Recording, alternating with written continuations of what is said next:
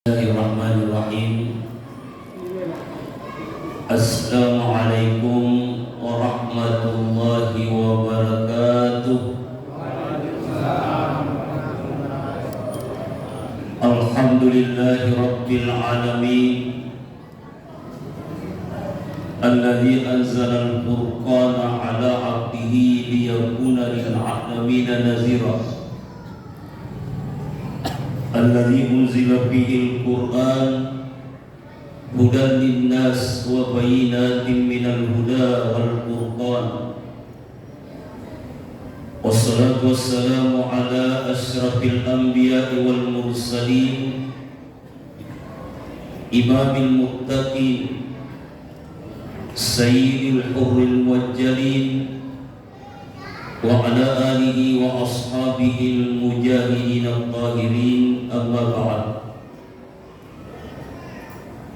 Qala Allah ta'ala fi kitabihil karim, a'udzu billahi minasy syaithanir rajim, bismillahirrahmanirrahim. Wa nunazzilu minal qur'ani ma huwa shifaa'un wa rahmah lil mu'minina wa la yazidu adh-dhalimina illa khasara. Wa qala an-nabiy sallallahu alaihi wasallam, khairukum man ta'allama al-Qur'ana wa 'allama. Sadaqallahul 'azim wa sadaqa rasuluhun nabiyul habibul karim, wa nahnu ala dzalika minas syahidin was-syakirin. Walhamdulillahi rabbil alamin. Ma'asyiral muslimin wal muslimat, sidang jamaah tarawih yang insyaallah sama-sama dimuliakan dan dirahmati oleh Allah Subhanahu wa taala. Malam hari ini kita sudah memasuki malam yang ke-17 daripada bulan suci Ramadan. Berarti kita sudah menyudahi pelaksanaan ibadah puasa selama 16 hari.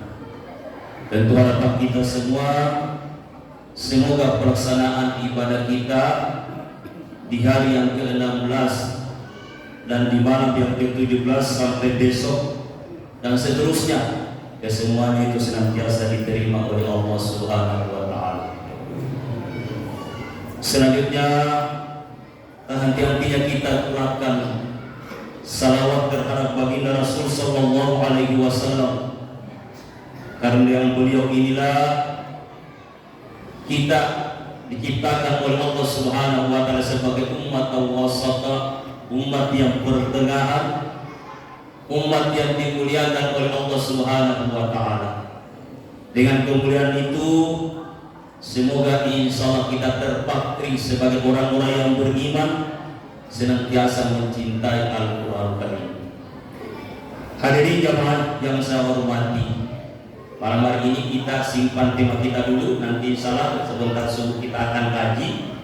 Karena kebetulan malam hari ini kita sudah berada di malam yang ke-17 Ramadan, ya tentu kita akan berbicara sedikit kemuliaan daripada Al-Qur'an Karim.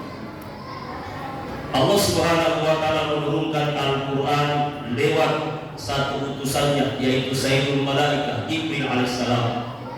Ya. Di malam yang ke-17 di satu tempat kurang lebih 6 kilo dari Al-Haram, yaitu Jabal Nur. Jadi Jabal Nur itu berada sekitar di sebelah utara, ya, Ka'bah, Masjid Haram. Maka di malam hari itu baginda Rasulullah SAW kebiasaannya, ya, sering bertahanus, sering bertapa, ya, sering iktikaf. Maka dilanjutkan, ya, pertapaan ini di satu tempat, yaitu namanya Jabal Nur, ya, di satu tempat di mana di Jabal Nur itu ada satu gua namanya Gua Hira. Jadi kalau kita dari bawah itu naik ke Gua Hira itu kurang lebih 1 jam, ya. Dan di dalam itu kita tidak bisa berdiri, menjongkok saja, nanti di dalamnya yang bisa ada satu. Nah, ini bagi orang-orang yang sudah umrah, yang sudah melaksanakan ibadah haji, biasanya yang mutawifnya itu membawa ke sana. Nah, ketika itu zaman Allah Subhanahu wa taala datang sesosok makhluk yang bernama Jibril Wasallam, ya, menyampaikan kepada baginda Rasul sallallahu alaihi wasallam, ya, dengan kalimat itu, Iqra, baca. Nah, ini ada hubungannya dengan kita semua, ya. Jadi baginda Rasul disuruh membaca Iqra sampai diulangi di kali itu, Iqra. Apa jawaban dari para Rasul? Ma'ana biqari, saya tidak tahu ngomong. Sebenarnya beliau bukan berarti dia orang maksud, orang bodoh, bukan, jangan dimuliakan Allah, ya. Beliau itu ingin mengetahui apa sebenarnya yang dibaca, ya. Karena di dalam penciptaan Allah Subhanahu wa taala terbagi dua, ya. Ada yang secara fisika dan ada yang secara metafisika. Ada yang bisa dilihat dan ada yang tidak bisa dilihat. Gitu. Maka ketika Jibril menyampaikan, ya Muhammad baca apa yang saya baca. Nah, maka dilanjutkan itu, Iqra bismi rabbikal ladzi khalaq. Bacalah dengan nama Tuhanmu yang menciptakan engkau, yang menciptakan manusia. Dari apa yang manusia diciptakan yang dikatakan Allah? Bin alaq, dari segumpal. Ini kajiannya kita harus mulai dulu. Nah, sampai mulai dari ayat pertama sampai ayat yang kelima yang dikatakan Allah. Di situ ada kata-kata ilmu. Saya akan lanjutkan ayatnya Allah. Iqra bismi rabbikal ladzi khalaq, khalaqal insana min 'alaq, iqra wa rabbukal akram. Kalau dalam pemahaman tafsir ini, akram ini banyak pemahaman. Akram itu bisa mulia, akram itu bisa kasih sayang. Itu. Iqra bismi rabbikal ladzi khalaq, khalaqal insana min 'alaq, iqra wa rabbukal akram. Bacalah dengan nama Tuhanmu yang memiliki kemuliaan, yang memiliki kasih sayang. Allazi 'allama bil qalam, yang mengajarkan, ya, 'allama bil qalam. Kalau qalam ini dalam bahasa Arab pada sebuah arti yaitu mata pena. 'Allama bil qalam, yang mengajarkan kepada manusia dengan mata pena. 'Allamal insana ma lam ya'lam, apa-apa yang dia tidak ketahui. Nah, maka ini baginda Rasul SAW kembali. Oh, berarti saya ini, ya, diberikan Allah Subhanahu wa taala itu wahyu, ya. Selanjutnya saya akan transfer ilmu ini. Namun apa yang terjadi kepada Allah Subhanahu wa taala? Baginda Rasul SAW tidak tahan dengan kerasnya Al-Quran itu turun. Ada dalam surah Al-Asr itu, "Lau anzalna hadzal Qur'ana 'ala jabalin lara'aita khashi'an mutasaddian min khasyatillah." Andai kata Al-Quran yang dibilang turun di gunung, maka gunung akan hancur. Ada sama. Saking kerasnya itu Al-Quran.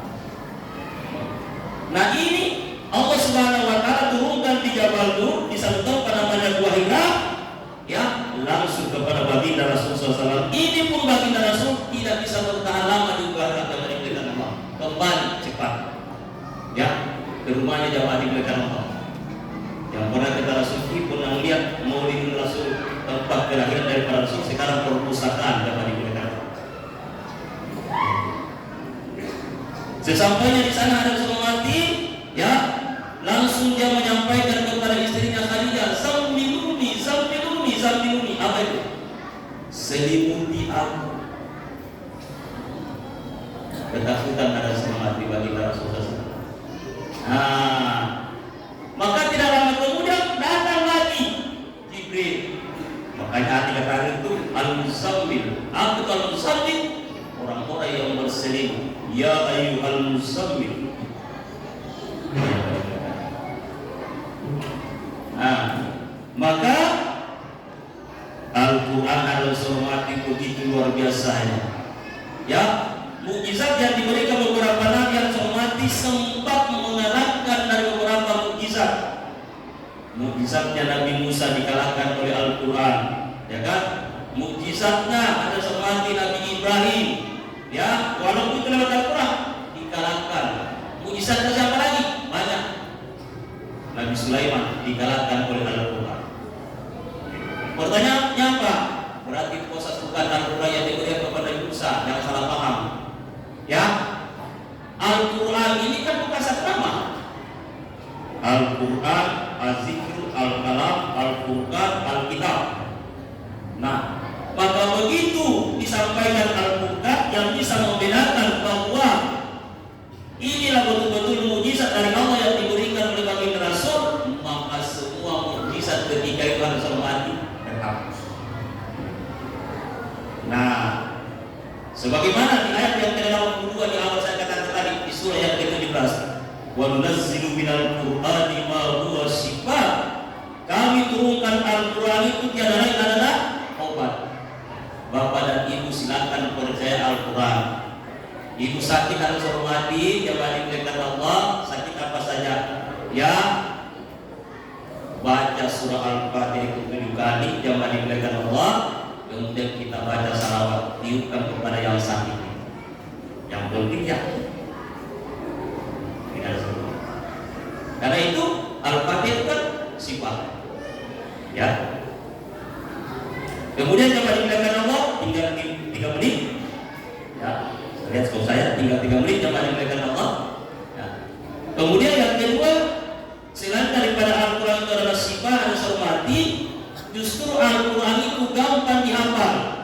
Ya, bayangkan 6.666 ayat, 114 surat, 74.725 kalimatnya Al-Quran, 340 hurufnya Al-Quran, hatta satu huruf tidak bisa digambarkan.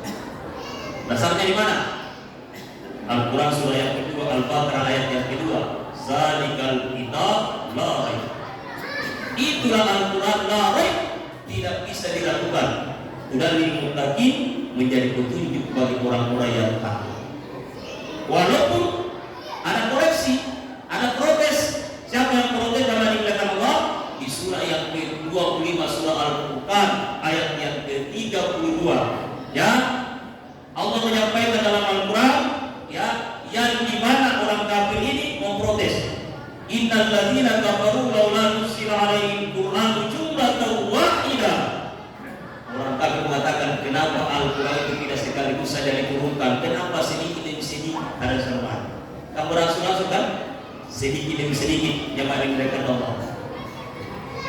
Tujuannya apa? Supaya mudah dihafal. Makanya tidak sekaligus itu instan harus hafal Quran karena dimuliakan. Ya, lama Pak mengaji orang itu baru bisa hafal dengan semua. Ya, cuma saya secara pribadi saya tidak boleh katakan hafalan. Alhamdulillah saya diberikan oleh Allah 18 tahun saya sudah hafal Al-Quran, tapi sampai sekarang saya tidak pernah mengatakan hafal. Ini jawabannya mereka. Kenapa? Karena Al-Quran itu mukjizat luar biasa hafal semua. Nah, maka dengan demikian, nah, Al-Quran ini mari kita pelajari. Sebagaimana pesan daripada baginda Rasul, khairukum man ta'allama al-Qur'ana wa 'allama. Sebaik-baik manusia yang mempelajari Al-Quran kemudian mengamalkan. Bukan sekedar dipelajari, tapi harus diamalkan. Insyaallah nanti subuh kita akan berpikir yang dimuliakan Allah, yang kemuliaan Al-Quran lewat daripada beberapa makhluk yang diciptakan oleh Allah Subhanahu wa taala. Demikian yang dapat kami sampaikan, mohon maaf atas segala kekurangan. Bila topik wal hidayah, wassalamualaikum warahmatullahi wabarakatuh.